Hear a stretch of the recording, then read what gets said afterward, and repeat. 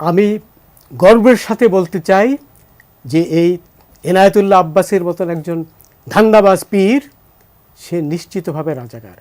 রাজাকারের তো guys mister মালিক মিয়া এইভাবে এনায়েতুল্লাহ আব্বাসীকে চরমুনাই পীরকে স্পষ্টভাবে রাজাকার বলছেন। তার জবাবে একজন আব্দুল্লাহ মৌলা রানী কী বলছেন তা আপনাদের শোনাচ্ছি। যেটা হলো যে এখানে উনি বাংলাদেশে একজন অত্যন্ত প্রথিতযশা আলেম।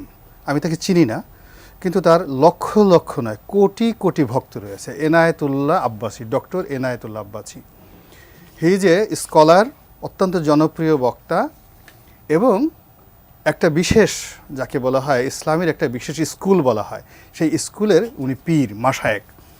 তো তার সম্পর্কে উনি খুবই আপত্তিকর একজন বক্তব্য দিয়েছেন যে উনি রাজাকার, এনায়েতুল্লাহ আব্বাসী রাজাকার। আমি অত্যন্ত বিনয়ের সঙ্গে, উনি যেহেতু still his a justice, retired whatever maybe, his always justice. আমার প্রথম কথা হলো যে ডক্টর এনায়েতুল্লাহ আব্বাসীর জন্ম 1977 সনে, মহান মুক্তিযুদ্ধের 7 বছর পরে। এই ডক্টর এনায়েতুল্লাহ আব্বাসী কী করে রাজাকার হন? এবং সেই রাজাকার, উনার মতো একজন মানুষ যদি এইভাবে ইসলামের যোদ্ধা, যদি আমরা উনার মতো একজন বোদ্ধা মানুষ যদি বাংলাদেশের ইসলামের, উনি 1977 সনে জন্ম নিয়েছেন, এত তরুণ বয়স হওয়া সত্ত্বেও এই মুহূর্তে ইসলামী বক্তাদের মধ্যে জনাব দেলোয়ার হোসেন সাঈদীর পরে যদি কাউকে কাউন্ট করা হয় জনপ্রিয়তার দিক থেকে সবচেয়ে বেশি জনপ্রিয়, এবং তার এই যে কোটি কোটি তার ভক্ত অনুসারী, এখন আপনি একজন লোককে বলে দিলেন যে উনি রাজাকার।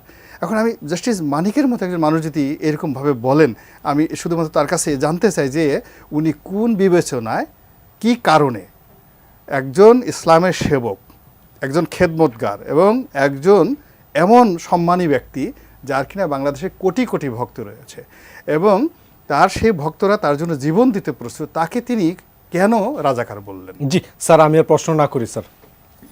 দেখুন, আমি গর্বের সাথে বলতে চাই যে এই এনায়েতুল্লাহ আব্বাসীর মতন একজন ধান্দাবাজ পীর সে নিশ্চিতভাবে রাজাকার। রাজাকার মানে 71-এ যারা মুক্তিযুদ্ধের বিরোধিতা করেছে শুধু তারাই নয়, রাজাকার একটি কনসেপ্ট হলো যারা পাকিস্তানে বিশ্বাস করে, বাংলাদেশ স্বাধীন হওয়ায় যাদের বুকে রক্তক্ষরণ ঘটেছিল তারা, যারা এখনও বাংলাদেশকে বিশ্বাস করে না, যাদের আনুগত্য এখনও পাকিস্তানের দিকে বা তালেবানের দিকে। এবং এই এনায়েতুল্লাহ আব্বাসী বলেন, চরমোনাই পীর বলেন, তারা সেই অর্থে সবাই রাজাকার, এবং এই ব্যাপারে আমার বিন্দুমাত্র দ্বিধা নেই তাদেরকে রাজাকার বলতে, তারা যেদিনই জন্মগ্রহণ করে থাকুক না কেন। এবং সাঈদীর ব্যাপারটাও এসছে। দেখুন, আবার আজকে আমরা সাঈদী প্রসঙ্গটা আলাপ না করি। আচ্ছা, যাই হোক, আমি সাঈদীকে ফাঁসি দিয়েছিলাম, শুধু এইটুকুই বলি, আপনার সে যেই হোক না কেন। আচ্ছা, তো সবার আগে মুক্তিযুদ্ধের চেতনায় বিশ্বাস করে এমন অনেকেই, আমাদের তত্ত্বের বিরুদ্ধে নয়, অনেকেই বলতেছেন যে সরকার চাইলে এই ব্যাপারটি সমাধান করতে পারত। তাদের উদ্দেশ্যে আমি বলতে চাই যে তারা ঠিক বুঝতে পারছেন না, এটি কিন্তু কখনো সরকারের নিয়ন্ত্রণের মধ্যে ছিল না, সরকারের সেই ক্ষমতা তখনও ছিল না, এখনও নেই। এটি একান্তই সুপ্রিম কোর্টের আপিল বিভাগের বিচারাধীন বিষয়।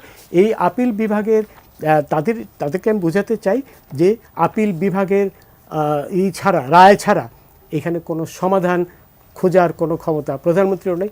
এবং এখানে কিন্তু একটি কথা, রনি ভাই স্যার যে কথাটি বলছিলেন যে তাহলে এই এনায়েতুল্লাহ আব্বাসী চরমোনাই শর্ষিনার পীর, যাকে নাকি জিয়াউর রহমান দিয়েছিল, স্বাধীনতা পদক দিয়েছিল, যে বলেছে যে পাকিস্তানি সৈন্যরা যে ধর্ষণ করেছে সেটি হালাল ছিল।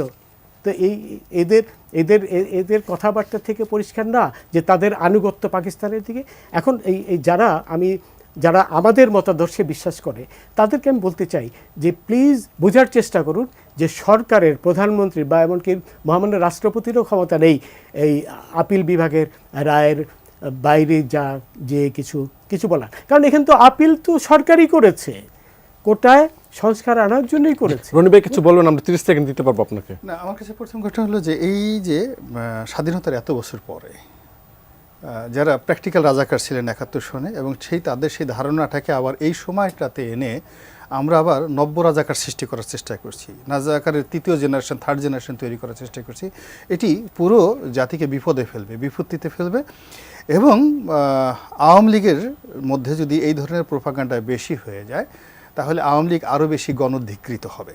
আওয়ামী লীগ নিজেরা বিপত্তিতে পড়বে এবং তাদের এখন যে শাসন ক্ষমতা তারা যেভাবে চালাতে চাচ্ছে আসলে এটা এত সহজ স্যার না। একদম 30 সেকেন্ডে স্যার শেষ আচ্ছা, করবো স্যার। শোনেন, জাতি এদেশের সিংহভাগ মানুষ মুক্তিযুদ্ধের পক্ষের, সুতরাং সেই জাতি ওই এনায়েতুল্লাহ আব্বাসীকে বা আপনার চরমোনাইকে আপনার রাজাকার বলার কারণে জাতি কোনো মতেও বিভ্রান্ত হবে না। এবং আমি শেষ করতে চাই এই বলে, যে রক্তগুলো ঝরলো তার জন্য পুরাপুরি দায়ী এই তথাকথিত রাজাকারের বাচ্চারা, যারা রাস্তায় নেমেছে আন্দোলন নামে একটি জি, অন্য স্যার, ভিন্ন আমরা শেষ উদ্দেশ্য করছি, নিয়ে। স্যার। তারাই কিন্তু আজকে যে 6টি প্রাণ জি, আপনার স্যার অশেষ ধন্যবাদ।